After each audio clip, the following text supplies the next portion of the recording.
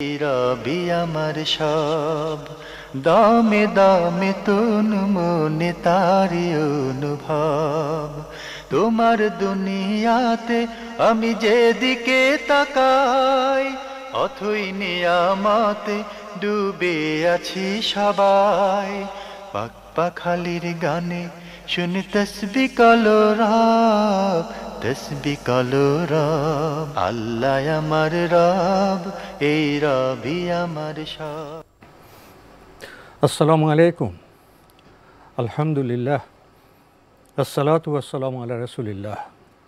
প্রিয় দর্শক, আপনারা যারা দেশে আছেন প্রবাসে, সবাইকে জানাই অনেক অনেক প্রীতি ও শুভেচ্ছা। শুরু হলো এনটিভি আয়োজিত এবং ভীষণ নিবেদিত লাইভ অনুষ্ঠান আপনার জিজ্ঞাসা। আপনাদের সাথে আছি আমি জয়নুল আবেদিন আজাদ, আর আপনাদের মনোজাগা প্রশ্নের জিজ্ঞাসার সরাসরি জবাব দিচ্ছেন বিশিষ্ট আলেম ডক্টর মোহাম্মদ সাইফুল্লাহ। আসসালামু আলাইকুম ওরহমতুল্লাহি ওয়া বারাকাতুহু। প্রিয় দর্শক, আমাদের আজকের প্রাসঙ্গিক আলোচনার বিষয় ঈমান সুরক্ষার উপায়। চলুন তাহলে জিজ্ঞাসার আলোকিত ভুবনে আমরা প্রশ্ন নিচ্ছি। আসসালামু আলাইকুম। প্রিয় দর্শক, আপনার পরিচয় দিয়ে প্রশ্ন করুন। আসসালামু আলাইকুম। ওয়ালাইকুম আসসালাম। মোহাম্মদ ওমর ফারুক, বাউকাল পটুয়াখালী থানেশ্বর গ্রাম থেকে বলছি। জি ভাইয়া বলুন। আমার প্রশ্ন, জি বলুন। ফজরের নামাজ সুন্নাত নামাজ বাসায় পড়ার পর বাসা থেকে মসজিদের উদ্দেশ্যে রওনা দিয়ে মসজিদে গিয়ে 2 রাকাত দুপুরি নামাজ এবং ফরজ নামাজ পড়ি, এটা কি আমার ঠিক আছে? জি, আর কোনো প্রশ্ন আছে? আর দ্বিতীয় প্রশ্ন, আমার বাড়ি পটুয়াখালী বাউকালে, প্রত্যেকটি বাড়িতে পুকুর আছে, কিন্তু আমরা যদি বাড়ি থেকে উজু করে মসজিদের উদ্দেশ্যে যাই এবং নামাজ পড়ি, এটা কতটুকু ফজিলত? আর যদি বাড়ি থেকে উজু না করার পরে মসজিদে গিয়ে উজু করি, এটার থেকে এটা কতটুকু লাভ? জি ধন্যবাদ। উজু করার পরে, মসজিদে গিয়ে উজু করার পরে। ধন্যবাদ আপনাকে। আপনি বলছেন যে আপনি ফজরের সালাত যেভাবে আদায় করেন, বাসায় সুন্নত পড়েন, তবে মসজিদে গিয়ে প্রথমে দাখিলুল মসজিদ পড়েন, এরপর ফরজ পড়েন, আপনার এই পদ্ধতি ঠিক আছে কি না?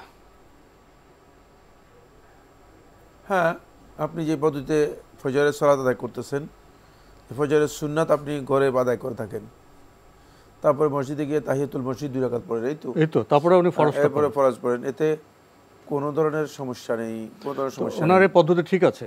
জি। আরেকটি প্রশ্ন করেছেন যে বাড়িতে অজু করে যাওয়াটা ভালো না মসজিদে অজু করে যাওয়াটা ভালো? না, অজু বাড়ি থেকে করবেন। সালাতের জন্য যারা মসজিদে যাবেন তারা সবাই ঘর থেকে উজু করে বের হবেন, এর ফজিলত অনেক বেশি। আমরা জানলাম বিষয়টি সম্পর্কে। প্রিয় দর্শক, নতুন প্রশ্নে যাচ্ছি। আসসালামু আলাইকুম। পরিচয় দিয়ে প্রশ্ন করুন।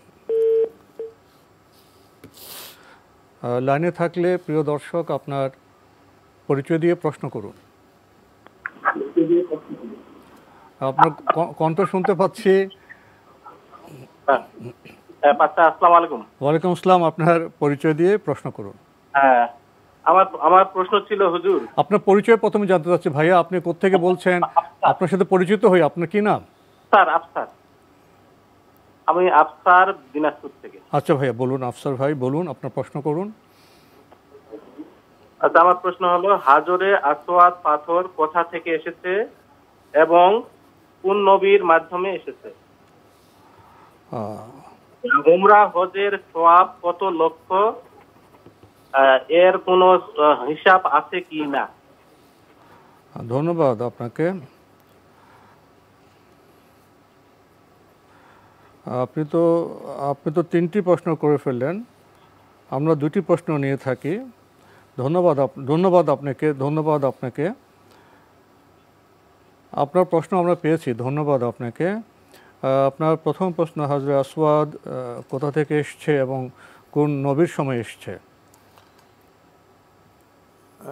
ধন্যবাদ। এই মর্মে রাসূলুল্লাহ সাল্লাল্লাহু আলাইহি ওয়াসাল্লাম যে হাদিসটি এসেছে, ইমাম তিরমিজি সহ অন্যান্যরা বর্ণনা করেছেন। এটাকে শেখ নাসরুদ্দিন আলবানী রহমতুল্লাহ হাসান বলেছেন। অবশ্য আনন্দের মধ্যে কেউ কেউ এটাকে দঈফ বলেছেন, দুর্বল বলেছেন। সেটা হচ্ছে যে হাজি আসওয়াদ জান্নাত থেকে আনা একটি পাথর এবং আদম আলাইহিস সালাতু ওয়াস সালাম এনেছেন। এই রেওয়ায়তটুকু আলেমদের মধ্যে মুখতালাফি, বিতর্কিত অথবা আলেমদের মধ্যে এ নিয়ে মতবিরোধ রয়েছে। তবে মুহাদ্দিসিনদের মধ্যে, আহলে হাদিসদের মধ্যে কেউ কেউ সহি বলেছেন এবং শেখ নাসিরউদ্দিন আলবানী রহমতুল্লাহ সহি বলেছেন। হজে আসওয়াদ যদি জান্নাতি পাথর হয়ে থাকে তাহলে এতে কোনো আমাদের লাভ নেই, মানে আর হজে আসওয়াদ যদি জান্নাতি না হয় এমনি পাথর হয়, এতেও আমাদের কোনো লাভ নেই। সুতরাং এটা আসলে ইনফরমেশান শুধুমাত্র, আর কিছুই না। যেহেতু এই হাদিসটিকে নাসিরউদ্দিন আলবানী রহমতুল্লাহ সহ আরও কেউ কেউ সহি হাসান বলেছেন, গ্রহণযোগ্য বলেছেন, সেদিক থেকে বলতে পারি যে হজে আসওয়াদ জান্নাত থেকে আসা একটি পাথর এবং এটা এই হাদিসের বক্তব্যে গ্রহণযোগ্য। জি, এবং এটা হজরত আদম ইসলামের সময়ে। আরেকটি প্রশ্ন করেছেন ওমরা হজের সওয়াব প্রসঙ্গে। ওমরা হজের সওয়াবের ব্যাপারে রাসূলুল্লাহ সাল্লাল্লাহু আলাইহি ওয়াসাল্লাম যেটা বলেছেন সেটা হচ্ছে আল উমরাতু ইলাল উমরা কাফারাতুল লিমা বাইনাহুমা। এক ওমরা থেকে আরেক ওমরা পর্যন্ত, মানে যদি কোনো ব্যক্তি ওমরা করে থাকে তাহলে এই দুই ওমরার মাঝে মধ্যবর্তী সময় যে গুনাহ হয়ে থাকে সেই গুনাহগুলোকে আল্লাহ সুবহানাহু ওয়া তাআলা সম্পূর্ণরূপে কাফফারা করে দেন, মিটে দেন, মুছিয়ে দেন। এটা রাসূলুল্লাহ সাল্লাল্লাহু আলাইহি ওয়াসাল্লাম হাদিসের মধ্যে বলেছেন। ওমরার ব্যাপারে যে ফজিলতের কথা এসেছে এই ফজিলতটুকু এসেছে। ইমাম মাহদী আগে আসবেন না দাজ্জাল আগে আসবেন? ইমাম মাহদী বলতে কেউ আসবেন না, এটা ভুল বক্তব্য। মানে এটা হচ্ছে একজন শাসক, মানে শাসক মানে এর আগমন করবে, তিনি আমির হবেন, শাসক হবেন, এবং তার এই শাসনকালটা আগে হবে, তারপরে দাজ্জালের আগমন হবে। জি, ইমাম মাহদী এটা কি, এই প্রচলনটা কীভাবে হলো? মুখোমুখি প্রচলন হয়ে গেছে এটা শিয়াদের কারণে হয়েছে। একজন সৎ শাসক আসবেন, সৎ শাসক আসবেন, ইমাম না। যে শিয়ারা মনে করে থাকে যে তাদের ইমাম একজন আসবেন, যে ইমাম আসবেন, তিনি সেই ইমাম আত্মগোপন করে আছে সেরদাবে সামুরাতে, ইরাকের সামুরা শহরের মানে গুহার মধ্যে তিনি আত্মগোপন করে আছেন। তিনি হচ্ছেন ইমাম মাহদী, তিনি যথাসময়ে আসবেন। জি, আমরা জানলাম বিষয়টি সম্পর্কে। প্রিয় দর্শক, নতুন প্রশ্নে যাচ্ছি। আসসালামু আলাইকুম, পরিচয় দিয়ে প্রশ্ন করুন। ওয়ালাইকুম আসসালাম ওয়া রাহমাতুল্লাহি ওয়া বারাকাতুহু। হুজুরের কাছে আমার প্রশ্ন হলো, আসরের নামাজের পরই যদি ওযু ছুটে যায়, আবার ওযু করার পরে তাহিয়াতুল ওযুর নামাজ পড়া যাবে? মানে আসরের নামাজের ওয়াক্ত থাকতে আবার যদি ওযু ছুটে যায়, মানে ওযু করার যদি মানে ইচ্ছা করি, তো এটা কি আমরা তাহিয়াতুল ওযুর নামাজটা পড়তে হবে নাকি? মানে ইয়ার নামাজটা, ওয়াক্তের নামাজটা পড়া হয়ে গেছে তখন। আর একটা প্রশ্ন হলো, হুজুর যে একটা দোয়া, আল্লাহুম্মা গফিরলি ওয়া তুব আলাইয়া ইন্নাকা আনতাত তাওয়াবুর রহিম, এটা কি হাদিসে আসছে নাকি? 100 বার পড়ার কথা, যদি আসে একটু বলবেন। আর একটা দোয়া, এটা হলো যে আল্লাহুম্মা ইন্নী আসআলুকা ইলমান নাফিআ ওয়া রিজকান তাইয়্যিবা ওয়া আমালান মুতাকাব্বালা, এটা কি সকাল বিকেল কয়বার করে পড়বো? ফজরের নামাজে পড়ার, মাগরিবের মানে আসরের পরে আর কি কয়বার করে পড়তে একটু বলেন প্লিজ। ধন্যবাদ আপনাকে। আপনারা এই প্রশ্নগুলো প্রায় করে থাকেন। এগুলো দোয়ার না না না আমি আপনাকে একটু বলি। আসলে আমরা তো জীবন ঘনিষ্ঠ প্রশ্ন চাই, তো এই দোয়ার তো বই আছে, ওই বইয়ের মধ্যে লেখা আছে। বারবার আমরা হিসনুল মুসলিমের কথা বলি। আমি সাইফুল্লাহ হুজুরের অনুযায়ী চলি তো। না না না না না, এটা আপনার ভুল ধারণা। সাইফুল ইসলাম, আপনি একটু থামবেন প্লিজ, আপনি একটু থামুন। আপনার একটু ভুল ধারণা, আপনার একটু কাটিয়ে দিই। এই ভুল ধারণা দূর হওয়া উচিত। ডক্টর সাইফুল্লাহ ভাই উনি নিজ থেকে কোনো কথা বলেন না, ওনাকে আপনি কথা বলবেন না, আপনি আমাকে শুনুন, একটু আদব রক্ষা করুন। শেখ সাইফুল্লাহ ভাই নিজ থেকে কোনো কথা বলেন না। আমরা ওনাকে এই জন্য পছন্দ করি, ওনার কথার ভিত্তি হলো কোরআন ও হাদিস। উনি বারবার বলেছেন আপনার দোয়া দরুদের ব্যাপারে হিসনুল মুসলিম বইটা আপনারা অনুসরণ করতে পারেন। আপনি ওনাকে পছন্দ করেন, তা ওনাকে মান্য করছেন না কেন? ওনাকে মান্য করবেন, ওনার কথা শ্রবণ করবেন, এবং দোয়া দরুদের ব্যাপারে আপনারা হিসনুল মুসলিম সহ উনি আরও কিছু বইয়ের কথা বলেছে, সেগুলো অনুসরণ করবেন। আর মনের মধ্যে দ্বিধা কেন? যখন একবার একটি কথা বলা হবে সেটাকে বিশ্বাস করবেন। আর সাইফুল্লাহ ভাই নিজ থেকে কোনো নতুন কথা বলেন না, ওনার কথা ভিত্তি হলো কোরআন এবং হাদিস। এই জন্য আমরা ওনাকে পছন্দ করি। আশা করি কথাটি বুঝতে পেরেছেন। আমরা আপনার প্রশ্নে যাই। উনি প্রথম প্রশ্ন করেছেন আসর সালাতের পরে যে অজু চলে যায় আবার অজু করেন, তখন কি তাহিয়াতুল অজু পড়তে হবে? আপনি যদি দেখেন যে সূর্য এখনও মানে আলোকিত উজ্জ্বল আছে, বিপন্ন হয়নি, তাহলে আপনি তাহিয়াতুল উযু পড়বেন। এবং তাহিয়াতুল উযু পড়াটা এখানে সুন্নাহ। আমি আবার বলছি এই মাসালাটি খুবই সূক্ষ্ম এবং খুবই গুরুত্বপূর্ণ। সেটা হচ্ছে এই, যদি আপনি দেখেন যে সূর্য এখনও বিবর্ণ হয়নি, মানে অনেক সময় সূর্য লালচে হয়ে যায় না, মানে এরকম লালচে হয় নাই, মানে সূর্য ডুবু ডুবু অবস্থায় যায়নি, তাহলে আপনি উযু করলে তাহিয়াতুল উযু আপনি পড়বেন এবং এই সময় 2 রাকাত নামাজ পড়া সুন্নাহ। সুতরাং আপনি 2টা আমল করতে পারলেন, একসাথে 2টা আমল করতে পারলেন। যেহেতু আপনি উযু করেছেন তাহিয়াতুল উযু পড়বেন আর 2 রাকাত নামাজ পড়তে পারবেন, যদিও আপনি আসরের সালাত আদায় করেছেন। এবং শেখ নাসিরউদ্দিন আলবানী রহমতুল্লাহ আলাইহি বলেছেন যে এটাই হচ্ছে সুন্নাহ। আমাদের সম্মানিত এই বোন আরও একটি প্রশ্ন করেছেন, 2টি দোয়া প্রসঙ্গে 100 বার কতবার পড়বেন। আর আগের যে দোয়াটির কথা উল্লেখ করেছেন, প্রথম যে দোয়াটি, এই দোয়াটি নিয়ে আলহামদুলিল্লাহ ইখতিলাফ রয়েছে। 100 বার পড়ার ব্যাপারে কেউ কেউ বলেছেন যে এটা এই দোয়াটা হাসান, কিন্তু বিশুদ্ধ বক্তব্য হচ্ছে এই দোয়াটি সনদের দিক থেকে শুদ্ধ নয়। আমার তাহকিক হচ্ছে এই দোয়াটি সনদের দিক থেকে শুদ্ধ নয়, কিন্তু দোয়ার যে বক্তব্য, এই বক্তব্য, এই দোয়া যে কোনো ব্যক্তি যে কোনো সময় করতে পারে। কারণ দোয়ার যে মূল কথাগুলো খুবই মর্যাদাপূর্ণ, খুবই তাৎপর্যপূর্ণ। সুতরাং এই দোয়া আপনি করতে পারেন, কিন্তু 100 বার তাহদিদ করা, মানে 100 বারের মধ্যে এটাকে নির্দিষ্ট করা, এটা দলিলের প্রয়োজন। সুতরাং আপনি 100 বার না পড়ে আপনি যদি 20 বার পড়েন, 40 বার পড়েন, 50 বার পড়েন, 80 বার পড়েন, কোনো অসুবিধা নেই, পড়তে পারেন। কিন্তু 100 বারের মধ্যে নির্দিষ্ট করা অথবা সুনির্দিষ্ট কোনো ফজিলতের মধ্যে এটাকে নির্ধারণ করে নেওয়া, এর জন্য দলিলের প্রয়োজন। সেই বিশুদ্ধ দলিল এখানে নেই, সেই বিশুদ্ধ দলিল এখানে নেই। সেক্ষেত্রে আপনি এটা পড়তে পারেন, এই দোয়াটি পড়তে পারেন। এই দোয়াটি অধিক পরিমাণে পড়া যায় রয়েছে, কেউ যদি পড়তে চান তিনি পড়তে পারবেন। যেহেতু হাদিস দাঈফ, এই বিষয়ে ইবনে কুদামা মাকদিসি রাহমাতুল্লাহ আলাইহি বলেছেন, দাঈফ হাদিস হলেও দোয়া এর ক্ষেত্রে দোয়া মা'মুল বিহি, আমলযোগ্য, যদি এর ফজিলত এবং মানে এই ব্যাপারে কোনো ধরনের নির্দিষ্ট কোনো বিধান গ্রহণ না করা হয়ে থাকে। নির্দিষ্ট বিধান যেমন আপনি 100 বার পড়তে হবে, অথবা ফজিলত যে 100 বার পড়লে আপনি 10টা জান্নাত পেয়ে যাবেন, এই ধরনের কোনো ফজিলত, এই ফজিলত যদি আপনি নির্দিষ্ট করে না নেন তাহলে আপনি পড়তে কোনো বাধা নেই, পড়তে পারবেন। আরেকটি বলেছেন যেটা, সেটা সকালবেলায় কেউ কেউ একবার বলেছেন, হিসনুল মুসলিমের মধ্যে একবারের কথা উল্লেখ আছে। আর আলেমদের মধ্যে কেউ কেউ বলেছেন 7 বার পড়তে পারেন। কেউ কেউ বলেছেন যে 7 বার যেটা, এটা হচ্ছে মূলত দোয়ায়ের ক্ষেত্রে এটা হলো আকমালুল কামাল, মানে পরিপূর্ণতা। এই জন্য যদি আপনি এটা 7 বার পড়েন তাও পড়তে পারেন। তবে হিসনুল মুসলিমের মধ্যে এটা একবারের কথা উল্লেখ রয়েছে, যেখানে রয়েছে সেখানে আপনি দেখবেন, আপনি নিশ্চয়ই হিসনুল মুসলিম থেকে পেয়েছেন। আপনারা আমুল ইয়ম ওয়াল লাইলা ইবনে সুন্নি রাহমাতুল্লাহ আলাইহি, এই কিতাবটি আপনারা অনুসরণ করতে পারেন। হিসনুল মুসলিম শেখ সাঈদ ইবনে ওয়াহাব আল কাহতানি রাহিমাহুল্লাহু তাআলা, তার এই কিতাবটি অনুসরণ করতে পারেন।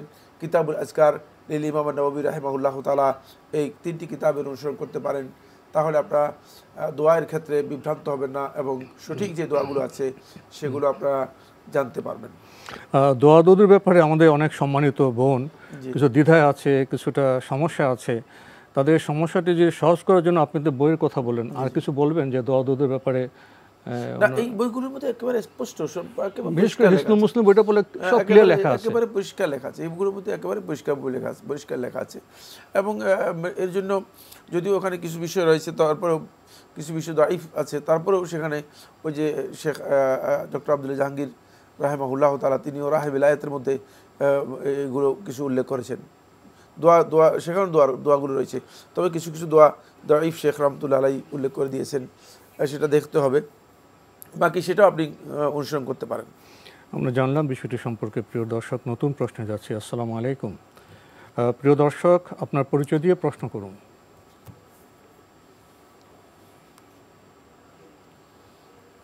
লাইনে আছেন?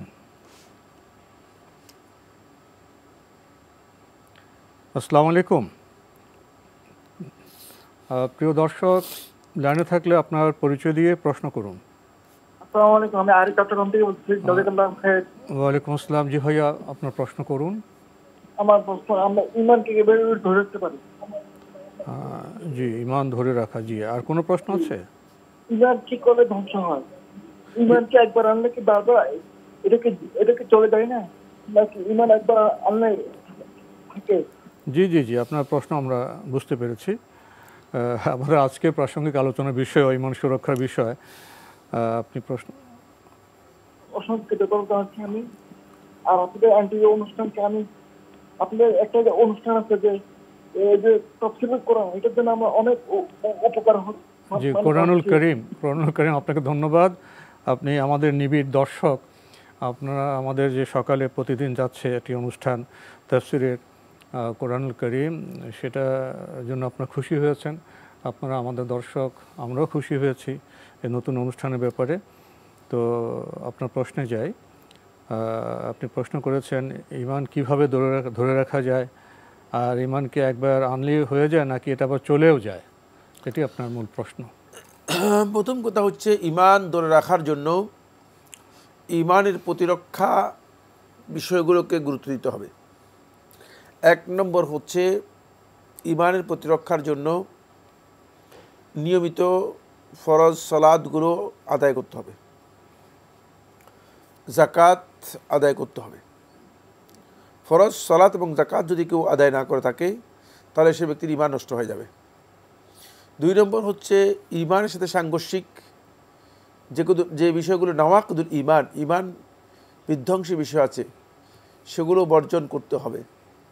শিরক, কুফর, নেফাক, তারপরে জাদু, জ্যোতির্বিদ্যা, তারপরে কোন ব্যক্তিকে ইলমুল গায়ব জানে এ বিশ্বাস করা, এবং রাসূল সাল্লাল্লাহু আলাইহি ওয়াসাল্লাম সম্পর্কে অতিরিক্ত ধারণা, খারাপ ধারণা করা, কোনো ব্যক্তির রুবুবিয়তের ক্ষমতা আছে এই ধারণা করা ইত্যাদি, যেগুলো ঈমান বিধ্বংসী বিষয়।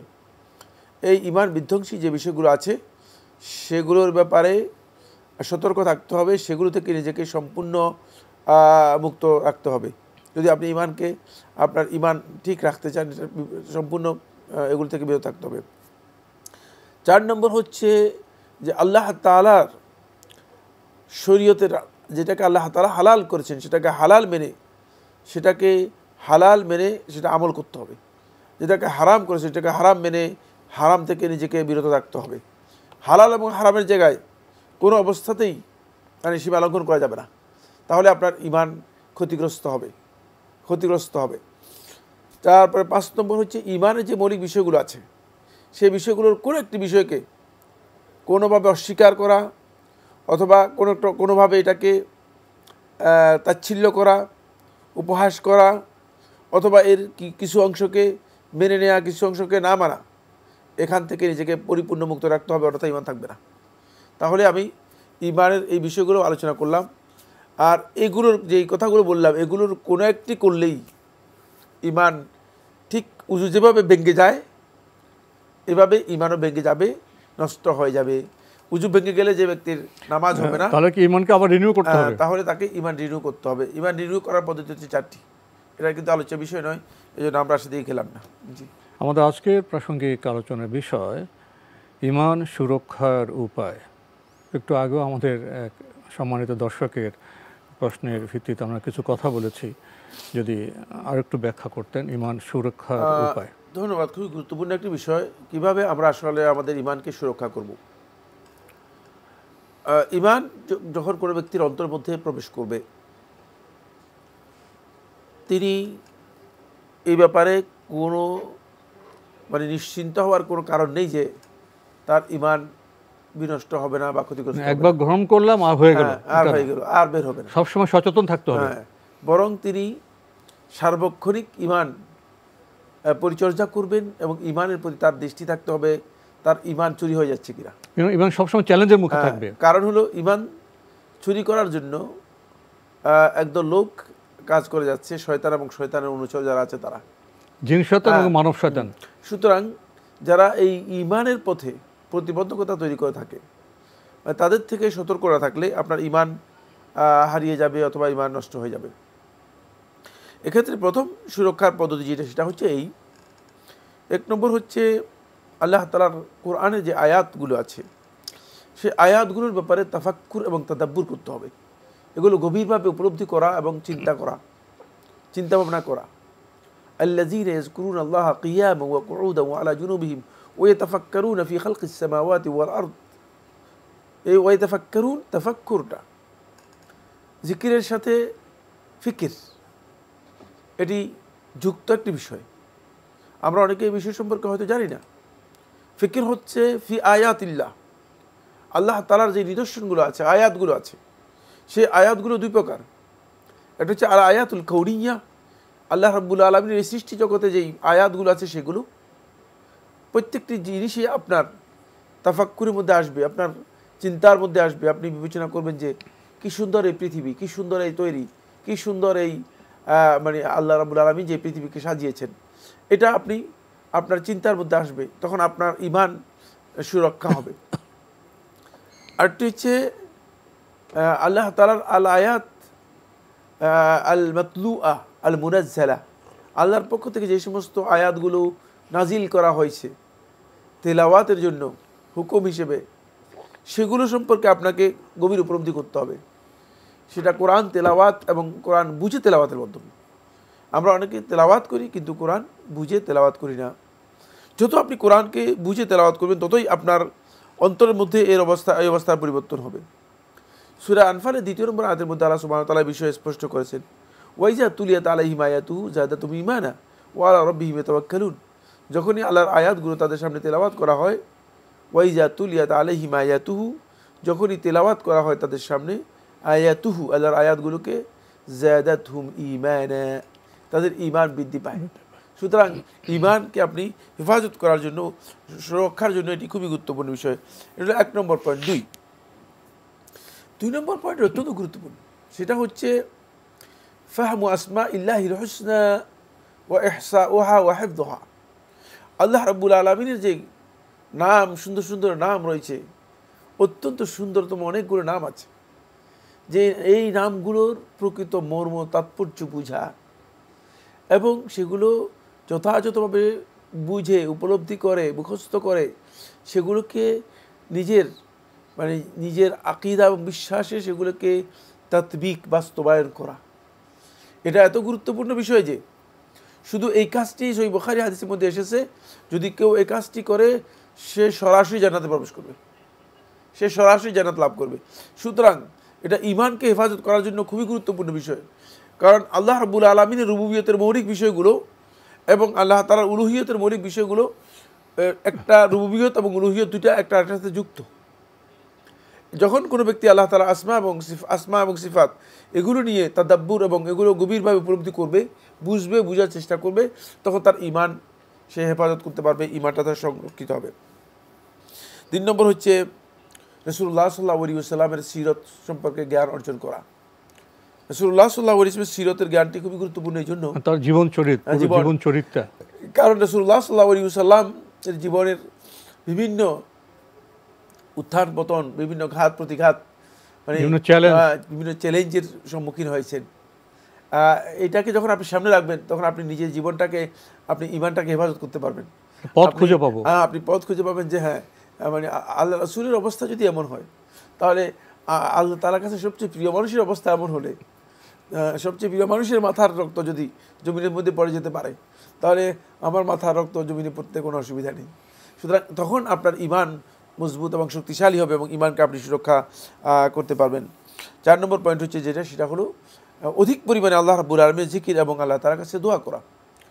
এ ব্যাপারে রাসূলুল্লাহ সাল্লাল্লাহু আলাইহি ওয়াসাল্লাম দোয়া করেছেন আল্লাহ তাআলার কাছে, যে আল্লাহ তাআলার কাছে দোয়া করেছেন যে আমি আপনার কাছে, হে আল্লাহ, মানে এমন ঈমান চাই যে ঈমানটা আমাকে হিদায়াতে দেখাতে পারে এবং জান্নাত পর্যন্ত পৌঁছাতে পারে, মানে এবং এমন একটা জিহ্বা, এমন একটা জবান চাই যে জবানটা আপনার সার্বক্ষণিক জিকির করতে পারে।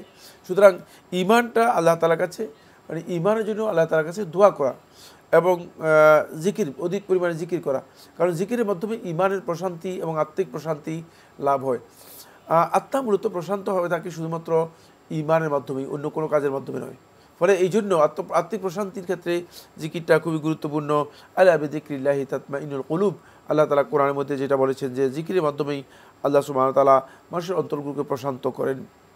এরপরে 5 নম্বর পয়েন্ট হচ্ছে দ্বীনের সৌন্দর্যের দিকগুলোকে আপনাকে জানতে হবে। ইসলামের যে সৌন্দর্যের দিকগুলো আছে সেগুলো আপনাকে জানতে হবে। পয়েন্টগুলো বলে যাব শুধু। এরপরে 6 নম্বর যে বিষয়টি, সেটা হলো আপনি নিজের মধ্যেও আপনাকে অফি আনফুসিকুম আফালা তুবসিরুন, নিজেদের মধ্যেও দেখতে হবে। নিজের মধ্যে আপনি দেখবেন আপনার সৃষ্টি মধ্যে দেখতে পান, আপনি আপনার মধ্যে যে আল্লাহ তাআলার নিয়ামতগুলো আছে সেগুলো যখন দেখবেন তখন আপনি আল্লাহ তাআলার শুকরিয়া আদায় করতে পারবেন। আল্লাহর নিয়ামতের শুকরিয়া আদায় করলেই আল্লাহ রাব্বুল আলামিন আপনার ঈমানটাকে শক্তিশালী করবে এবং আল্লাহ তাআলা আল্লাহর নিয়ামত আপনার জন্য বৃদ্ধি করে দিবেন, বাড়িয়ে দিবেন। এটি আপনাকে খেয়াল রাখতে হবে। এরপরে 7 নম্বর পয়েন্ট হচ্ছে যেটা সেটা হলো এই ইবাদতের ক্ষেত্রে আল্লাহ তাআলার ইহসানের মানে উত্তীর্ণ হতে হবে এবং মুআমালাতের ক্ষেত্রে বান্দার ইহসানের মানে উত্তীর্ণ হতে হবে। লেনদেনের ক্ষেত্রে, এই লেনদেনের ক্ষেত্রে ইবাদতের ক্ষেত্রে ইহসানের মান কি? ইবাদতের ক্ষেত্রে ইহসানের মান হচ্ছে যে আপনি ইবাদত করবেন মানে সর্বনিম্ন মান হচ্ছে যে আল্লাহ রাব্বুল আলামিন আমাকে দেখছেন। আর বান্দার ইহসানের মানে বান্দার মুআমালাতের ক্ষেত্রে বান্দার ক্ষেত্রে ইহসানের মান হচ্ছে কি যে বান্দার প্রতি আপনি যতটুকু করা দরকার এর চেয়ে বেশি অনুগ্রহ করবেন। লাইনে অনেক ফোন নক করছে, অনেক গুরুত্বপূর্ণ কথা আমরা মনোযোগ দিয়ে শুনছিলাম। যদি সংক্ষেপে একটু বলতেন, আজকাল দেখা যায় বৃদ্ধ অবস্থায় মানুষটা নানা রোগ শোকে জর্জরিত হয়ে অনেকটা হতাশ হয়ে যায় অনেকে। নবী সাল্লাল্লাহু আলাইহি ওয়াসাল্লাম এই বার্ধক্যের একটা দোয়া করেছিলেন, ওটা একটু আমাদের একটু বলবেন? হতাশা এক নম্বর হচ্ছে ঈমানকে ধ্বংস করে, হতাশা কুফরি। এই জন্য আল্লাহ সুবহানাহু ওয়া তাআলা বলেছেন লা তাকনাতু মির রাহমাতিল্লাহ, তোমরা আল্লাহর রহমত থেকে তোমরা নিরাশ হও না। এরপর রাসূলুল্লাহ সাল্লাল্লাহু আলাইহি ওয়াসাল্লাম যিনি দোয়া করেছেন আল্লাহুম্মা ইন্নী আউযু বিকা আন উরাদ্দা ইলা আরযালিল উমর, আন উরাদ্দা ইলা আরযালিল উমর। এই দোয়াটি যাদের জানা আছে জেনে নেবেন অথবা হিসনুল মুসলিম থেকে মুখস্থ করে নেবেন। মানে বৃদ্ধ অবস্থা আমাদের যে সীমাবদ্ধতা এর জন্য মুক্তির জন্য আমরা আল্লাহর কাছে দোয়া করব। এই দোয়াটি খুবই গুরুত্বপূর্ণ। প্রিয় দর্শক, আমরা খুবই গুরুত্বপূর্ণ বিষয়ে জানছিলাম, সময়ের কারণে খুবই সংক্ষেপে আমরা শেষ করলাম। প্রশ্ন নিচ্ছি। আসসালামু আলাইকুম। প্রিয় দর্শক, আপনার পরিচয় দিয়ে প্রশ্ন করুন। হুজুর, আমি সুনামগঞ্জ ধরমপাড়া থেকে ইনুজ বলছিলাম। জি বলুন। হুজুর, আমার দুইটা প্রশ্ন। আমাদের দেশের সাধারণ মানুষ এবং অনেক উলামায়ে কেরাম একটা কথা বলে থাকেন যে ফজর আসওয়াদে চুম্বন করলে যে সে পাপ মুক্ত হয়ে সূর্য যা শিশুর মতো হয়ে যায়, কথাটা কতটুকু হাদিস সম্মত? হ্যাঁ। আর 2 নম্বর প্রশ্ন হলো যে হযরত আসওয়াদ সম্বন্ধে হযরত ওমর রাদিয়াল্লাহু আনহুর একটা বিখ্যাত উক্তি আমরা জানি। উনি বলেন যে হে পাথর, আমি জানি তুই একটি জড় পদার্থ, তোর ভালো করারও ক্ষমতা নাই, মন্দ করারও ক্ষমতা নাই, কিন্তু তোকে আমি সম্মান করি কারণ আল্লাহ রাসূল আমাকে তোকে সম্মান করতো। এই ব্যাপারে কিছু বলবেন কি? ধন্যবাদ আপনাকে। হুজুর, কারণ আমরা সবাই যদি সাইফুল্লাহ হুজুর হয়ে যাইতাম তাহলে তো আমরা অনুষ্ঠান দেখার লোক পাইতাম না। হুজুর, আপনার কথাটি বুঝতে পারলাম না। কইছি সবাই যদি আমরা সাইফুল্লাহ হুজুর হয়ে যেতাম তাহলে তো আমরা দর্শক, আমরা যারা কিছু জানি না দিন ইসলাম সম্বন্ধে, তারাই তো আপনার সাইফুল্লাহ হুজুরের কথা শুনি, আমরা ওনাকে বিরক্ত করি, কিংবা আপনারা যতই হন তবুও আমরা ওই শুনি অনুষ্ঠান দেখি, কিছু যদি অর্জন করা যায়, কিছু যদি জি ধন্যবাদ আপনাকে, ধন্যবাদ আপনাকে। আপনার প্রশ্নে যাই। আপনার প্রশ্ন হলো হযরত আসওয়াদ, আপনি শুনেছেন যে অনেকে মনে করেন যে এটাকে চুম্বন দিলে পাপ মোচন হয়ে যাবে, ঠিক কিনা? ধন্যবাদ এই ভাইকে। আমি প্রথমে যে কথাটি বলবো সেটা হচ্ছে আসলে আমাদের দর্শক বন্ধুরা যারা আছেন, রাগের কোনো বিষয় নেই। আসলে আমরা মানে এই প্রশ্ন উত্তর প্রোগ্রামটা আমাদের জীবন ঘনিষ্ঠ প্রোগ্রাম। এই জন্য আমরা চাই যে যাতে করে এর মাধ্যমে আমাদের আকীদা আমলের মধ্যে পরিবর্তন আসে। এমন কোনো প্রশ্ন যে প্রশ্নগুলো আমার আমলের সাথে কোনো দরকার নেই, মানে যে প্রশ্নগুলোর আসলে জানা আর না জানা সমান, কৌতূহল অনেকটা।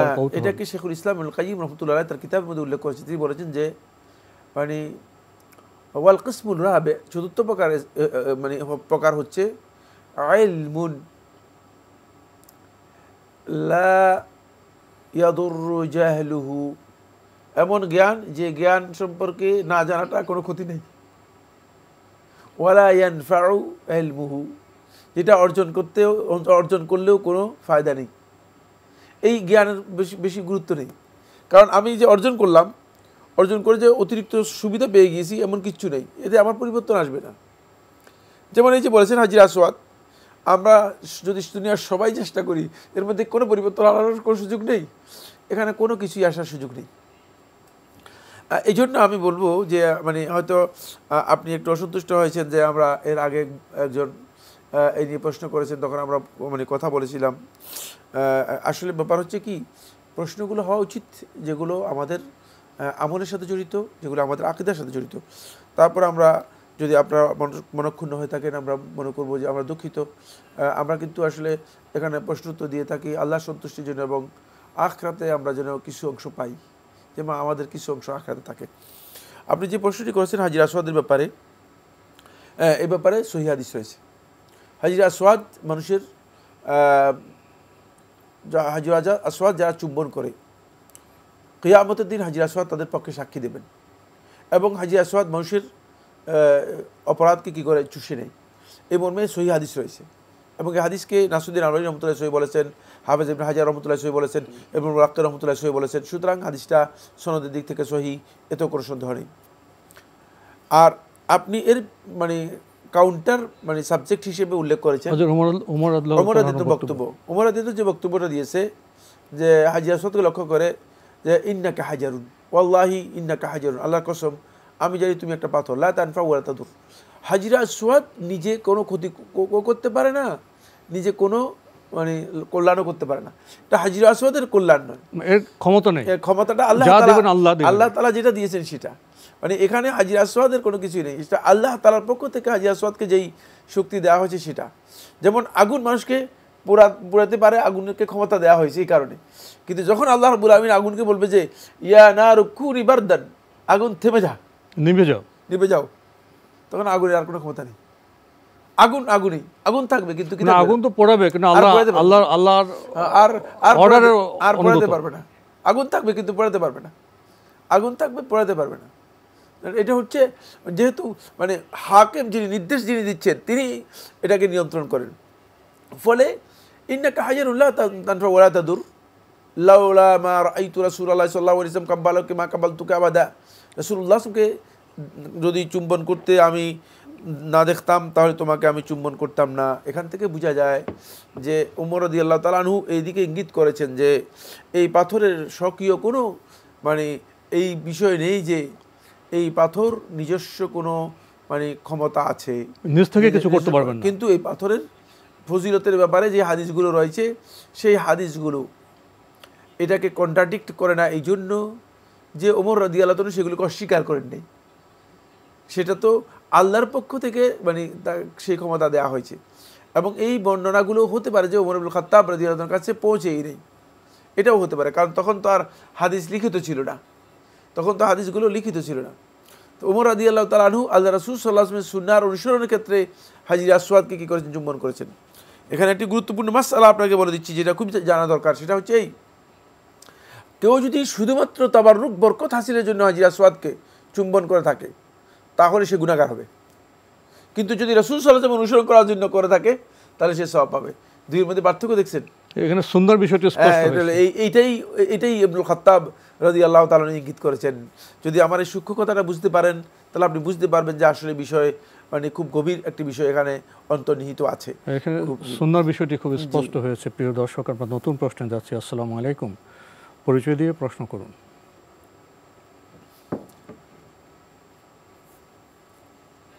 জি বলুন।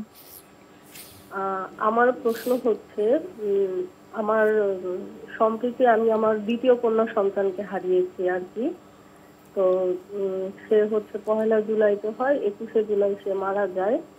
তো একটা মধ্যবিত্ত একটা হসপিটাল, আমাদের যতটুকু সামর্থ্য ছিল ততটুকু অনুযায়ী আমরা খুব চেষ্টা করেছি আর কি। তো 32 সপ্তাহে সে হয়ে মারা যায় আর কি। তো আল্লাহ পাকের ইচ্ছা, এটা আমি মেনে নিয়েছি। কিন্তু আমার আশেপাশে যে সমাজের যে লোকজন আছে, তারপর যারা আছে, তাদের কিছু কথাবার্তা মানে সব সময় মানে বলে আর কি, যে হয় না যে ওখানে নিয়ে গেলে হয়তো বা ঠিক হতো, বা এরকম করলে ওরকম করলে, মানে তারপর হচ্ছে যে আমরা যখন সোশ্যাল মিডিয়াতে যখন দেখি আর কি, যে অনেক ছোট বাচ্চা দেখা গেছে যে আমার মেয়ে তো 1140 গ্রাম হয়েছিল, 750 গ্রাম, 900 গ্রাম, এমন বাচ্চারাও লাইফ সাপোর্টে থেকে থেকে বেঁচে যায়। দেখা গেছে যে রাস্তায় ছুঁড়ে ফেলে দিচ্ছে, সেখান থেকে নিয়ে এসে অনেক বাচ্চা বেঁচে গিয়েছে। তো অনেক সময় আমার নিজের ইমানটাও দুর্বল হয়ে যায় এক্ষেত্রে, যে আল্লাহর প্রতি তোমার যে আল্লাহ যা করেছেন ভালোর জন্য করেছেন, হয়তো এটা আমার মঙ্গল। কিন্তু মাঝে মাঝে আমার প্রশ্ন জাগে, আচ্ছা আল্লাহ ওই বাচ্চাটা বেঁচে গেল, তাহলে আমার বাচ্চাটা কেন বাঁচলো না? আমি তো চেষ্টা করেছি। মানে এই প্রশ্নগুলো দেখা যাচ্ছে যে আপনার প্রশ্নটা আমরা পেয়েছি। আর কোনো প্রশ্ন আছে? জি, আরেকটা প্রশ্ন হচ্ছে, সেটা হচ্ছে যে আমি খুব অসুস্থ, মানে 2018 সাল থেকে অসুস্থ। আমার অসুস্থতার কারণে আমার বাচ্চা দুটা, মেয়ে বাচ্চা হয়েই মারা যায় আর কি। তো আমি আল্লাহর কাছে নামাজ পড়ে কান্নাকাটি করছি, কিন্তু আমি সুস্থ হচ্ছি না। মানে আমি আর কি করতে পারি? মানে আমার মনের মধ্যেও দেখা গেছে যে এটার দুর্বলতা, যে আল্লাহ আমি তো চাচ্ছি যেন আমি সুস্থ হই, আবারই করি। তো আমার জন্য আপনারা কি একটু দোয়া করবেন, যে একজন আলেম মানুষদের দোয়া নাকি একটু কাজে দেয় আর কি, বা আমি আর কি করতে পারি আমার এই জি, ইমানটাকে মানে আরো ধন্যবাদ শক্ত করে ধরে আপনাকে, রাখার? ধন্যবাদ আপনাকে। আপনি একজন মা, আমরা আপনাকে উপলব্ধি করতে পারছি। সন্তান হারানোর পর তো অনেক আমাদের মধ্যে অনেক ক্রিয়া প্রতিক্রিয়া হয়। তো এই বিষয়গুলো তো নতুন নয়, এটা পৃথিবীর অনেক পুরনো বিষয়, এবং ইসলাম এ বিষয়ে নির্দেশনা দিয়েছে, সহি পথ বাতলে দিয়েছে। আমরা সে বিষয়গুলি আপনাদের সামনে উপস্থাপনের চেষ্টা করব। আপনার প্রশ্নে যাই, আপনার দুই কন্যা ইন্তেকাল করেছে, আপনি বলছেন যে আপনি অসুস্থ, আপনার অসুস্থতার কারণে এই শিশুদের ইন্তেকাল হয়েছে। প্রসঙ্গত আপনি একটি গুরুত্বপূর্ণ বিষয় উল্লেখ করেছেন, যে আশেপাশে মানুষ, সমাজের মানুষ, বিভিন্ন যে মিডিয়ায় যে কথাবার্তা হয়, যেখানে না নিয়ে ওখানে নিলে ভালো হতো, ওখানে নিলে ভালো হতো, এটির খুব একটি গুরুত্বপূর্ণ বিষয় আপনি উল্লেখ করেছেন। এই জাতীয় যে কথাবার্তা হয়, এখানে আপনি কি করবেন? আবার আপনি দেখেছেন যে রাস্তায় ফেলে দেওয়া নিক্ষিপ্ত শিশুও বেঁচে যায়, আপনার শিশুটাগুলো বাঁচলো না কেন? তো আপনি নিজে বলেছেন যে এখানে আপনার ইমানের দুর্বলতা, ইমান দুর্বল হয়ে যায়। তো এখন আপনি বলছেন যে আমি তো অনেক দোয়া করেছি আল্লাহর কাছে, চিকিৎসা নিয়েছি, আমি সুস্থ হচ্ছি না কেন? আমার জন্য কি একটু দোয়া করবেন? হ্যাঁ, আমরা আল্লাহ রাব্বুল আলামিনের কাছে দোয়া করি আল্লাহ সুবহানাহু ওয়া তাআলা আপনাকে সুস্থ করে দিন। আল্লাহুম্মা রাব্বান নাস আযহিবিল বাস আনতা শাফি লা শিফা ইল্লা শিফাউক শিফাআন লা ইউগাদিরু সাকামা শিফাআন লাইসা বা'দাহু সুকমুন শিফাআন আজিলান গায়রা আজিল শিফাআন কামা ইয়ালিকু লি সিহহাতিহা। আমরা আল্লাহ তাআলার কাছে দোয়া করি আল্লাহ তাআলা যেন আপনাকে সুস্থ করে দেন। বাকি সুস্থতার জন্য দুটি কাজ করতে হবে আপনাকে। এক নম্বর হচ্ছে আপনি প্রতিদিন যখন রাতের শেষ তৃতীয়াংশ আসবে, শেষ তৃতীয়াংশে আপনি জেগে যাবেন, জেগে গিয়ে উজু করবেন, উজু করে 2 রাকাত নামাজ পড়বেন, আল্লাহ তাআলার কাছে দোয়া করবেন, একাধারে 1 বা 2 মাস করবেন। শেষ রাতে উনি উঠবেন, অজু করবেন, আল্লাহর কাছে দোয়া করবেন, একাধারে 1 বা 2 মাস করবেন, 1 বা 2 মাস করবেন, তিনি কন্টিনিউয়াস করবেন, ইনশাআল্লাহ আপনি সুস্থ হবেনই। আর এর সাথে আপনি সদকা করবেন নিয়মিত। সদকা বলতে দান করতে পারেন এবং আল্লাহর রাস্তায় মানে কোরবানি করতে পারেন সামর্থ্য অনুযায়ী। সামর্থ্য কি আছে আমি জানি না, সামর্থ্য অনুযায়ী আপনি যতটুকু পারেন সর্বোচ্চ সামর্থ্য দিয়ে সদকা করবেন আল্লাহর রাস্তায়। সদকা হচ্ছে সর্বোচ্চ ট্রিটমেন্ট। যখন কোনো ব্যক্তির চিকিৎসা বলতে আর কিছুই হয় না, তখন সালফে সালেহিনগণ তাকে সদকা করার পরামর্শ দিতেন এবং সদকার মাধ্যমে তিনি সুস্থ হতেন। সুতরাং প্রথমেই আপনি যদি সামর্থ্য থাকে মানে চেষ্টা করুন সদকা করার জন্য। নিয়মিত আপনি যদি সদকা করতে পারেন তাহলে দেখবেন যে ইনশাআল্লাহ আপনি খুব দ্রুত সুস্থ হয়ে যাবেন। সুস্থতার জন্য আমি 2টি পয়েন্ট আলোচনা করলাম এবং আপনাকে আমরা আল্লাহ তাআলার কাছে দোয়া করি আল্লাহ তাআলা আপনাকে সুস্থ করে দিন। সুস্থতা খুবই গুরুত্বপূর্ণ নিয়ামত, কোনো সন্দেহ নেই। এই নিয়ামতের শুকরিয়া আদায় করার জন্য আল্লাহ তাআলার কাছে বেশি বেশি করে ইস্তেগফার করবেন। ইমাম হাসান বসরি রহমতুল্লাহর কাছে লোকেরা এসেছে, বলেছে যে আমি অসুস্থ, আমি কি করতে পারি? তখন তিনি বলেছেন ইস্তাগফিরু রব্বাকুম, তোমরা তোমাদের রবের কাছে ইস্তেগফার করো। ইস্তেগফার করাটা হচ্ছে মূলত এখানে সর্বোত্তম পন্থা এবং পদ্ধতি। ইস্তেগফার করা মানে একটু বুঝিয়ে বলবেন, আস্তাগফিরুল্লাহ কিভাবে করবেন? আস্তাগফিরুল্লাহ আস্তাগফিরুল্লাহ আস্তাগফিরুল্লাহ ওয়া আতুবু ইলাইহি আস্তাগফিরুল্লাহিল্লাযী লা ইলাহা ইল্লা হুয়াল হাইয়ুল কাইয়্যুম ওয়া আতুবু ইলাইহি, অথবা আস্তাগফিরুল্লাহল আযীম আল্লাযী লা ইলাহা ইল্লা হুয়াল হাইয়ুল কাইয়্যুম ওয়া আতুবু ইলাইহি। এখানে অনেক আলফাজ, শুধু আস্তাগফিরুল্লাহ বললেও হবে? হ্যাঁ, অনেক আলফাজ রয়েছে। আমরা বিরতিতে যাব। এই যে একটি দীর্ঘ বর্ণনা দিয়েছেন, সমাজের মানুষ এটা বলে সেটা বলে, এখানে না নিয়ে ওইখানে নিলে ভালো হতো, এ করতো সে করতো, এগুলো কোনো গুরুত্ব দেবেন না? এই বক্তব্যগুলো সম্পূর্ণ ভিত্তিহীন, এগুলো গুরুত্ব দেওয়ার কোনো বিষয় নেই। 1 2 নম্বর হচ্ছে আপনার মধ্যেও মানে যেই বিষয়টি এসে গেছে সেটা আল্লাহ তাআলার রিদা বিল কাদা, আল্লাহ তাআলা ফয়সালার ব্যাপারে অসন্তুষ্টির বহিঃপ্রকাশ ঘটে গিয়েছে। ধৈর্যের অভাব এখানে, ধৈর্যের অভাব হয়েছে, ধৈর্যের অভাব হয়ে গিয়েছে। ধৈর্যের এই অভাবটুকু আপনাকে পরিহার করতে হবে। ধৈর্যের অভাব যদি আপনি দেখান তাহলে আল্লাহ তাআলার সাথে উনি পরীক্ষায় উত্তীর্ণ হতে পারেননি। ওনার যে বিষয়টি নতুন কিছু নয়, এটা অতীতও ছিল, এখনো আছে, ভবিষ্যতেও থাকবে। এটা হবেই। আপনি তো এটা সাধারণ জিনিস দেখতেছেন, যেখানে ইব্রাহিম আলাইহিস সালাম সন্তান হওয়ার পরে জবে করে ফেললেন, ঠিক না? তিনি তো নবী, তিনি আল্লাহর পক্ষ থেকে প্রেরিত নবী এবং রাসূল। তিনি সন্তান হওয়ার পরে সন্তানকে জবে করে ফেললেন আল্লাহর নির্দেশ পেয়ে, কিন্তু দ্বিধা করলেন না। মানে এগুলো ধৈর্যের পরীক্ষা আমাদের উত্তীর্ণ হতে হবে।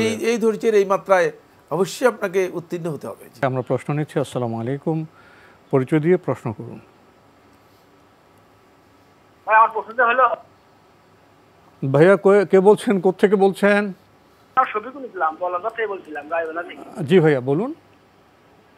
ভাই আমার প্রশ্নটা হচ্ছে যে আমি অজু করে গোসল করি, আবার গোসলের পরে কি নামাজের জন্য অজু করতে হবে?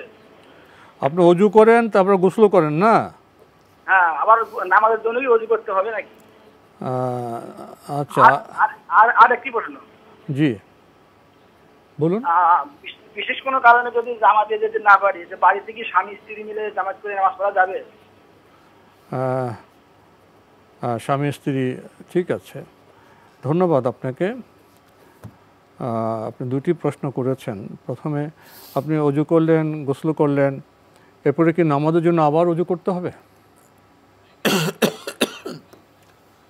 ধন্যবাদ এই ভাইকে। উজু করেছেন এবং গোসল করেছেন, তারপরে আবার উজু করতে হবে কেন? উজু নষ্ট হলে করতে হবে, আর যদি উজু ভেঙে না যায় তাহলে উজু করতে হবে না, যেহেতু উজু গোসল যথেষ্ট। গোসলই উজুকে অন্তর্ভুক্ত করে, সুতরাং আলাদা উজু করার কোনো প্রয়োজন নেই, আলাদা উজু করতে হবে না। জি, আরেকটি প্রশ্ন করেছেন, কোনো কারণে যদি জামাতে যেতে না পারেন তাহলে বাড়িতে স্বামী স্ত্রী মিলে কি জামাত করতে পারবেন? হ্যাঁ, জামাত করতে কোনো বাধা নেই, কিন্তু জামাতে না যাওয়াটা মানে ইচ্ছাকৃতভাবে যদি হয় তাকে তাহলে গুনাহগার হবেন। জি, আমরা জানলাম বিষয়গুলি সম্পর্কে। প্রিয় দর্শক, নতুন প্রশ্নে যাচ্ছি। আসসালামু আলাইকুম, পরিচয় দিয়ে প্রশ্ন করুন। ওয়ালাইকুম আসসালাম। ওয়ালাইকুম আসসালাম। আমি সাভার থেকে আশরাফ সিদ্দিকী বলছিলাম, পূর্ব জামসিং। জি, আমার হুজুরের কাছে দুটি প্রশ্ন। প্রথম প্রশ্নটি হচ্ছে, দেশের শাসক যদি বেনামাজি হন তো সেই ক্ষেত্রে দেশের জনগণ কি ব্যবস্থা নিতে পারবেন? কারণ আমি বললাম এই জন্য যে আমরা নির্বাচনের জন্য কত প্রচেষ্টা, কিন্তু এই মানুষগুলা কখনো এই যে রাষ্ট্রনায়ক যদি নামাজি করার জন্য কোনো চেষ্টা করা যাবে কিনা। দ্বিতীয় প্রশ্নটি হচ্ছে যে মৃত ব্যক্তিকে গোসল দেওয়ালে কি পরিমাণ সওয়াব? মৃত ব্যক্তিকে মানে গোসল দিলে আচ্ছা গোসল হবে? আচ্ছা, জি ধন্যবাদ আপনাকে।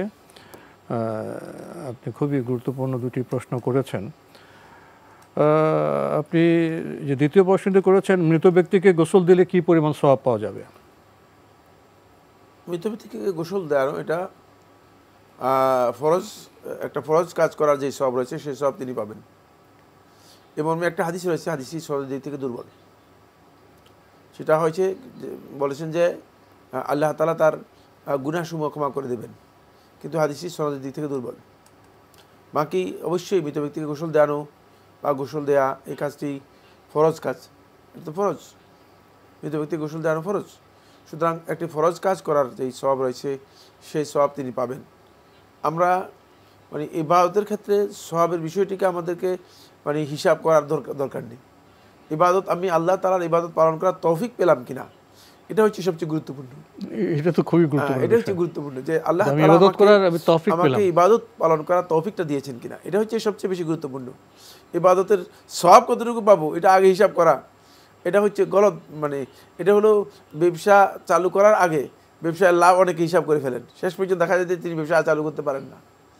এই ধরনের চিন্তা গলত চিন্তা, এটা সঠিক চিন্তা না। সঠিক চিন্তা হচ্ছে আপনি যদি ইবাদতের তৌফিক পেয়ে যান তখন আপনি নিশ্চিত যে অবশ্যই এর ফজিলত আপনার জন্য অবধারিত, আপনি এর ফজিলত থেকে মাহরুম হবেন না, এর ফজিলত থেকে আপনি মাহরুম হবেন না। সুতরাং এটা নিয়ে এত অস্থির হওয়ার কোনো কারণ নেই। তবে মানে বিশুদ্ধ বক্তব্য হচ্ছে যে একটি ফরজ ইবাদত করার যেই সওয়াব বা ফজিলত রয়েছে সেই ফজিলত পাবেন, যেটা আল্লাহ তাআলার কাছে প্রিয় কাজ। তাহলে এটা খুবই বড় গুরুত্বপূর্ণ কাজ আমরা জানলাম, মৃত ব্যক্তিকে গোসল দেওয়ার কাজটি। আপনি আরেকটি প্রশ্ন করেছেন যে কোনো দেশের শাসক যদি বেনামাজি হন তাহলে সেক্ষেত্রে জনগণ কি ব্যবস্থা নিতে পারে? জনগণ কোনো ব্যবস্থা নিতে পারবে না, কারণ জনগণের ব্যবস্থা নেই, আর কোনো কিছুই নেই। জনগণ আল্লাহ তাআলার কাছে দোয়া করবে এবং জনগণ তাদের কাছ থেকে আল্লাহ তাআলার কাছে আশ্রয় প্রার্থনা করবে এবং আল্লাহ তাআলার কাছে যে দোয়া রাসূলুল্লাহ শিক্ষা দিয়েছে সেই দোয়া করবে। আল্লাহুম্মা লা তুসাল্লিত আলাইনা মান লা ইয়াখাফুকা ওয়া লা ইয়ারহামুনা। হে আল্লাহ, আপনি আমাদের উপর ওই সমস্ত ব্যক্তিদেরকে আমাদের উপর বসিয়ে দিবেন না, চাপিয়ে দিবেন না, মান লা ইয়াখাফুকা ওয়া লা ইয়ারহামুনা, যারা আপনাকে ভয় করে না এবং আমাদের উপর রহম করবে না। যেমন ওয়ালা তুসাল্লিত আলাইনা মান আদানা, যে আমাদের সাথে দুশমনি করে তাদেরকে আমাদের উপর চাপিয়ে দিবেন না। এবং আপনি এই আল্লাহ তাআলার কাছে দোয়া করবেন। এই দোয়ার মধ্যে তো অনেক বড় বার্তা আছে, অনেক বিশাল বার্তা রয়েছে, অনেক বিশাল বার্তা রয়েছে। যখন আল্লাহর বান্দারা সবাই আল্লাহ তাআলার কাছে দোয়া করবে তখন আল্লাহ রাব্বুল আলামিন, আপনি কি মনে করেন যদি একটি সমাজের মানুষগুলো সবাই বলে আল্লাহ তাআলার কাছে, আল্লাহ আমরা নিষ্পেষিত হচ্ছি, আমরা জালিম অধ্যুষিত এলাকায় মজলুম হচ্ছি, আর তাদের দোয়া কি? দোয়া তার কোরআনে আল্লাহ তার শিক্ষা দিয়েছেন, রব্বানা আখরিজনা মিন হাযিহিল কারিয়াতিয যালিমি আহলুহা ওয়াজআল লানা মিন লাদুনকা নাসীরা ওয়াজআল লানা মিন লাদুনকা সুলতানা। একেবারে খুবই স্পষ্ট কথা যে আমাদেরকে এই জালেম অধ্যুষিত জনপদ থেকে বের করে দেন, আমরা আর পারতেছি না, এবং আমাদের জন্য আপনার পক্ষ থেকে সাহায্যকারী পাঠান, আপনার পক্ষ থেকে আমাদের জন্য ক্ষমতা শক্তি পাঠান, যে শক্তি আপনি শক্তির মাধ্যমে আমরা এখানে বিজয় লাভ করতে পারি।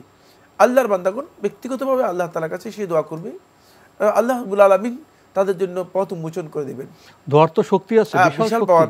দোয়ার পাওয়ারের কারণেই তো আপনি দেখেছেন যে এই যে মানে অল্প কিছুদিন আগে যে ঘটনা ঘটে গেল, এটা দুনিয়ার কোনো মানুষ কল্পনা করে নেই, কিন্তু অবশ্যই দোয়া এই দেশের মানুষ আল্লাহ রাব্বুল আলামিনের কাছে রাতে কেঁদেছে, শেষ রাতে কেঁদেছে, নামাজের পরে কেঁদেছে, তাহাজ্জুদে কেঁদেছে, এবং কি কোনোতে নাজেলার মধ্যে কেঁদেছে। সুতরাং আল্লাহ রাব্বুল আলামিন সহজ করেছেন। এটাই হচ্ছে পদ্ধতি, এটাই হচ্ছে পদ্ধতি, এটা হচ্ছে সাধারণ মানুষের কাজ। প্রিয় দর্শক, আমরা জানলাম দোয়া খুবই সহজ বিষয় কিন্তু খুবই শক্তিশালী বিষয় যদি আমরা আন্তরিকভাবে দোয়া করি। প্রিয় দর্শক, আমরা নতুন প্রশ্নে যাচ্ছি। আসসালামু আলাইকুম, পরিচয় দিয়ে প্রশ্ন করুন। ওয়ালাইকুম আসসালাম ওয়া রাহমাতুল্লাহ। জি, আমি প্রিন্স বলছি দক্ষিণ কোরিয়া থেকে। জি বলুন। আমার দুটি প্রশ্ন রয়েছে।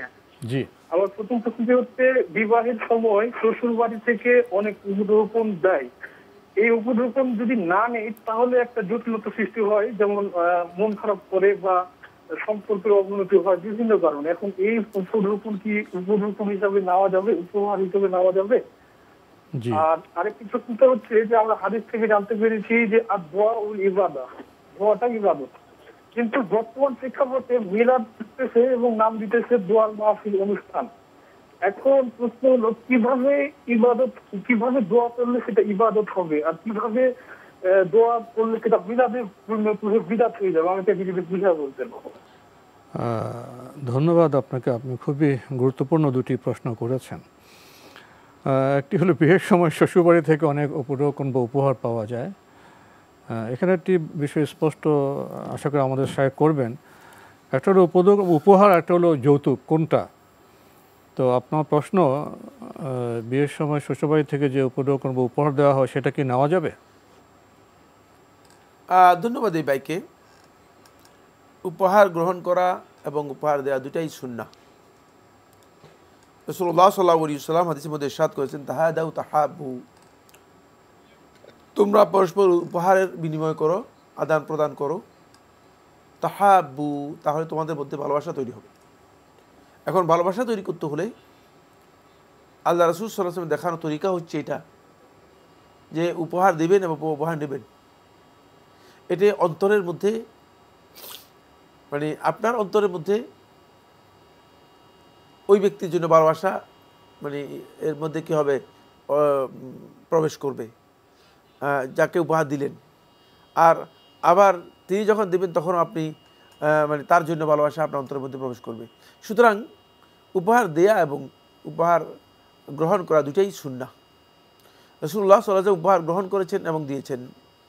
এটা সকল ক্ষেত্রেই প্রযোজ্য, বিয়ের ক্ষেত্রে প্রযোজ্য, বিয়ে ছাড়া প্রযোজ্য, বিয়ের বাইরে প্রযোজ্য, সকল ক্ষেত্রে প্রযোজ্য। এখানে আপনার কাছে যে বিষয়টি কনফিউশন হয়েছে সেটা হলো এই, উপহারের সাথে যৌতুকের কি মানে কোনো সম্পর্ক আছে কি না, উপহার এবং যৌতুকের মধ্যে পার্থক্য কী। প্রথম কথা হচ্ছে যৌতুক হচ্ছে মানে বিয়ের ক্ষেত্রে কোনো বিষয় ছেলের পক্ষ থেকে মেয়ের বা মেয়ের কাছে অথবা মেয়ের পক্ষ থেকে ছেলের কাছে শর্ত করে দাবি করে আদায় করে নেওয়ার নাম হচ্ছে যৌতুক। আর যৌতুকের বিষয়টি মূলত স্বেচ্ছায় হয় না, বাধ্যতামূলক হয়। 2 নম্বর হচ্ছে যৌতুক যেটা সেটা শর্ত মানে আগেই বিয়ের আগেই শর্ত করে নেওয়া হয় থাকে, বিয়ের আগেই শর্ত করে নেওয়া হয় থাকে। 3 নম্বর হচ্ছে যেটা সেটা হলো এই, যৌতুক মূলত নির্ভর করা আছে বিয়ের মতো একটা পবিত্র বন্ধনের সাথে, যেটা ইসলামে অনুমোদন দেয় না, মানে অন্যথায় বিয়ে হবে না। তাই এই কারণে যৌতুক ইসলামী শরীয়তের মধ্যে যৌতুককে হারাম করা হয়েছে, এই কারণে ইসলামী শরীয়তে যৌতুককে হারাম করা হয়েছে বা নিষিদ্ধ করা হয়েছে। বাকি উপঢৌকন উপহার এগুলো কোনো অবস্থায় হারাম নয়, এটা গ্রহণ করতে কোনো ধরনের বাধা নেই। যারা যৌতুক এবং উপহারের মধ্যে পার্থক্য জানেন না তারা আন্দাজে না জেনে এই দুইয়ের মধ্যে মানে কি করে দিয়েছেন, মিলিয়ে দিয়েছেন বা গুলিয়ে দিয়েছেন, এটা মোটেও শুদ্ধ নয়। জি শায়েখ তো উপহার এবং যৌতুকের পার্থক্য বর্ণনা করলেন, আশা করি আমরা উপলব্ধি করব। আমরা শেষের দিকে আপনি আরেকটি প্রশ্ন করেছেন, প্রথমে আপনি হাদিসের উল্লেখ করেছেন দোয়া ইবাদত, তো আপনার অবজারভেশন হলো, পর্যবেক্ষণ হলো অনেকে দোয়া মাহফিল বলে সেখানে মিলাদ করে। আপনার জানা বিষয় হলো দোয়ার সঠিক পদ্ধতি কি আর দোয়া ভুল পদ্ধতি কখন বিদআত হয়ে যায়? দোয়া ইবাদত, কিন্তু সেই ইবাদত হচ্ছে নবী সাল্লাল্লাহু আলাইহি ওয়াসাল্লামের তরিকা অনুযায়ী যেটা হবে সেটা ইবাদত, আর নবী সাল্লাল্লাহু আলাইহি ওয়াসাল্লামের তরিকার বাইরে যেটা হবে সেটা হচ্ছে বিদআত। সহজ কথা, নবী সাল্লাল্লাহু আলাইহি ওয়াসাল্লামের তরিকার বাইরে দোয়ার কোনো মাহফিল অনুষ্ঠান হয়েছে ইসলামের ইতিহাসে কখনো প্রমাণিত হয়নি। আমরা জানলাম বিষয়টি সম্পর্কে। প্রিয় দর্শক, সময়ের কারণে আমরা আজকে আর প্রশ্ন নিতে পারছি না, তবে আপনাদের অবগতির জন্য জানাতে পারি আপনার জিজ্ঞাসা অনুষ্ঠানটি সপ্তাহে রবি, সোম, মঙ্গল, বুধ 4 দিন বিকেল 5:30 সম্প্রচার হয়ে থাকে। ওইসব অনুষ্ঠানে আপনাদের মনোজাগা প্রশ্ন চিঠির মাধ্যমে, ইমেলের মাধ্যমে পাঠাতে পারেন আমাদের ঠিকানা। পরিচালক আপনার জিজ্ঞাসা, এনটিভি বিএসএসি ভবন, 7ম তলা, 102 কাজী নজরুল ইসলাম অ্যাভিনিউ, কারওয়ানা বাজার, ঢাকা 1215। ইমেল অ্যাড্রেস আপনার জিজ্ঞাসা @ntbbd.com। এনটিভি অনলাইনেও আপনারা আমাদের অনুষ্ঠান দেখতে পারবেন, ভিজিট করুন www.ntbbd.com। ইউটিউবে এবং আমাদের ভেরিফাইড ফেসবুক পেজে অনুষ্ঠান দেখতে পারবেন। সবশেষে রয়েছে গ্রন্থ পরিচিতি। আমাদের আজকের যে গ্রন্থ সেটা আসমানি কিতাব, আল্লাহ প্রদত্ত যে জ্ঞান, সে জ্ঞানের তুলনাবিহীন গ্রন্থ বিস্ময়কর কোরআন, প্রথম খণ্ড, 1 থেকে 15 পারা, কালার কোডেড আরবি গ্রামার সহ শব্দে শব্দে বর্ণনা, বাংলা এবং ইংরেজি উভয় ভাষায় এখানে এটা অনুবাদ করা হয়েছে। আর এই গ্রন্থটি প্রকাশ করেছে কোরআন এজ পাবলিকেশন, বিস্ময়কর কোরআন, প্রথম খণ্ড।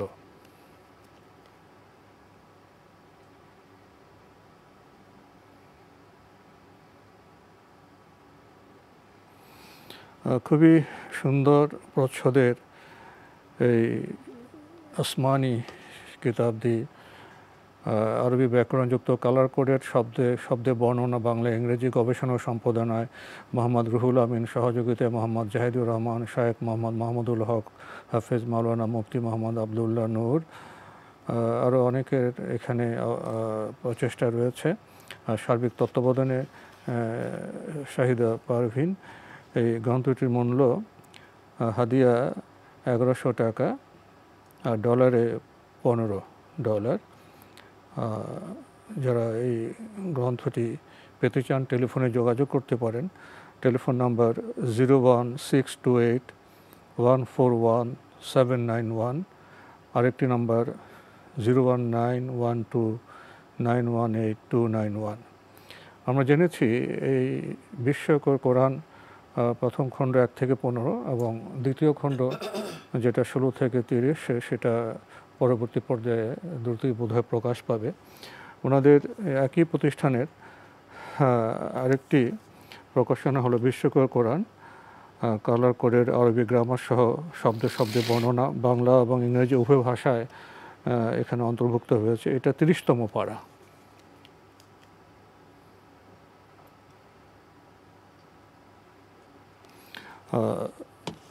যদি সংক্ষেপে কিছু বলতেন এই আসমানি কিতাব প্রসঙ্গে এবং প্রকাশনা প্রসঙ্গে। বিশ্বকর কোরআন, আসলে কোরআন তো বিশ্বকর। ইন্না সামি'না কুরআনান আজাবা, জিনরাই এটার নাম দিয়েছে বিশ্বকর কোরআন। জিনরা বলেছে যে ইন্না সামি'না, আমরা শুনতে পেয়েছি, কুরআনান আজাবা, এমন একটি কোরআন যেটা বিস্ময়কর, আশ্চর্যকর। তো এই আশ্চর্যকর কোরআন কেন নাম দিয়েছে জিনেরা, তার কারণ হচ্ছে এর আগে তারা যা শুনেছে এগুলোর সাথে এই কালামের বিশাল পার্থক্য তারা উপলব্ধি করতে পেরেছে। ফলে এই কারণেই তারা এর নাম দিয়েছে বিস্ময়কর। আসলে কোরআন যে বিস্ময়কর এতে কোনো সন্দেহ নেই। এর প্রত্যেকটি শব্দ, প্রত্যেকটি বাক্য, প্রত্যেকটি সূরা এবং উপস্থাপনা এমনভাবে আল্লাহ সুবহানাহু ওয়া তাআলা তুলে ধরেছেন যে এর মধ্যে মানে জ্ঞানের অনেকগুলো দিগন্ত এর মধ্যে লুকায়িত আছে। হয়তো যারা সত্যিকারভাবে পড়তে পেরেছে, জানতে পেরেছে, তারা বুঝতে পেরেছে, আর যারা পড়তে পারেনি, জানতে পারেনি, যারা বুঝতেও পারেনি। এখানে যেটা করা হয়েছে সেটা হচ্ছে শুধুমাত্র অনুবাদ করা হয়েছে। অনুবাদ কোরআনে কারীমের অসংখ্য অনুবাদ এখন পাওয়া যায় এবং আরো বিশুদ্ধ অনুবাদও রয়েছে অনেকগুলো। এখানে বোধহয় বাংলাও আছে, ইংরেজি, দুই ভাষা, উভয় ভাষায় অনুবাদ রয়েছে। তো যে অনুবাদটা যেটা রয়েছে সেই অনুবাদটা আমরা শুধুমাত্র কোরআন এর শাব্দিক দিক বোঝার জন্য প্রয়োজন, কিন্তু শুধু শাব্দিক দিকের উপর নির্ভর করে কোরআন কেউ যদি বুঝে তাহলে সে হেদায়েতভ্রষ্ট হয়ে যাবে। এক্ষেত্রে অবশ্যই তাকে কোরআনের উপলব্ধি এবং সালফে সালেহীন যেভাবে কোরআন বুঝেছেন তাকে অবশ্যই কম বেশি ছোটোখাটো তাফসীরের অথবা কোরআন বুঝার জন্য যারা কোরআন সম্পর্কে জ্ঞান রাখে তাদের দ্বারস্থ হতে হবে। এই জন্য আমরা বলবো যে আসুন আমরা কোরআনে কারীমের অনুবাদগুলো বোঝার চেষ্টা করি। এতে আমাদের অন্তরের মধ্যে কোরআনের উপলব্ধি জাগ্রত হবে।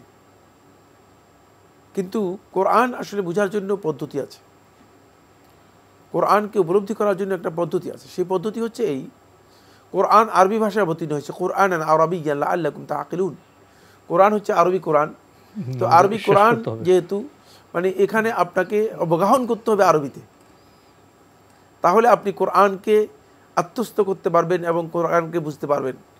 যদি আপনি এই জায়গায় অবগাহন করতে না পারেন তাহলে শুধুমাত্র আপনি কোরআনের অনুবাদ হয়তো বুঝতে পারবেন, কিন্তু অনুবাদ সঠিক কিনা তাও আপনি বলতে পারবেন না, আর অনুবাদ থেকে আপনি সঠিক সমঝ নিতে পারবেন না। দুটি জিনিস আপনার ঘাটতি থেকে যাবে। এজন্য আমি বিনয়ের সাথে অনুরোধ করব, যে সমস্ত ভাইরা মানে শুধুমাত্র অনুবাদের দিকে আগাচ্ছেন তাদের অবশ্যই কোরআন বুঝার বিষয়টিকে নিশ্চিত করার জন্য আমাদের ভাই বোনদেরকে বলতে হবে যে আপনারা কোরআনে অবগাহন করুন, কোরআনে প্রবেশ করুন, আরবি ভাষা সম্পর্কে কিছুটা জানুন। কোরআনের ভাষা আপনি যদি না জানেন তাহলে আপনি কোরআনে প্রবেশ করতে পারবেন না। আর ইসলাম মূলত মানে সেভাবেই প্রতিষ্ঠিত হয়েছে, যেখানে মুসলিমরা গিয়েছে সেখানে ইসলাম তার ভাষা নিয়ে গিয়েছে, সেখানকার মানুষ কোরআন এবং কোরআনের ভাষাকে নিজের ভাষা হিসেবে গ্রহণ করে নিয়েছে। এই যে আসমানি কিতাব, বিশ্বকর কোরআন, যারা এই কোরআন চর্চা করছেন, কোরআন প্রকাশনা করছেন, মানুষের দ্বারা দ্বারে পৌঁছে দিচ্ছেন, তারা তো বোধহয় বড় সওয়াবের কাজই করছেন। এটা তো কোনো সন্দেহ নেই। যিনি কোরআন প্রচার এবং প্রসারের কাজ করবেন এটি সদকায়ে জারিয়া হবে, রাসূলুল্লাহ সাল্লাল্লাহু আলাইহি ওয়াসাল্লাম হাদিসের মধ্যে বলেছেন। তবে সদকায়ে জারিয়া হবে ইলমের ব্যাপারে ইমাম আহমদ ইবনে হাম্বল রাহমাতুল্লাহ আলাইহি বলেছেন, ইন সাহাত নিয়াতুহু, যদি নিয়তটা সহি হয়। কারণ আপনি বিশ্বকর কোরআন, কালার কোডেড কোরআন প্রকাশ করেছেন, এটা মানুষের কাছে প্রচার করে বেড়ানোর পরে কয়দিন পরে দেখবেন যে আমল শেষ। আমাদের আমলেও যুক্ত থাকতে হবে। আপনাকে অনেক ধন্যবাদ। ধন্যবাদ। প্রিয় দর্শক, সময়ের কারণে আমরা এখানে শেষ করলাম।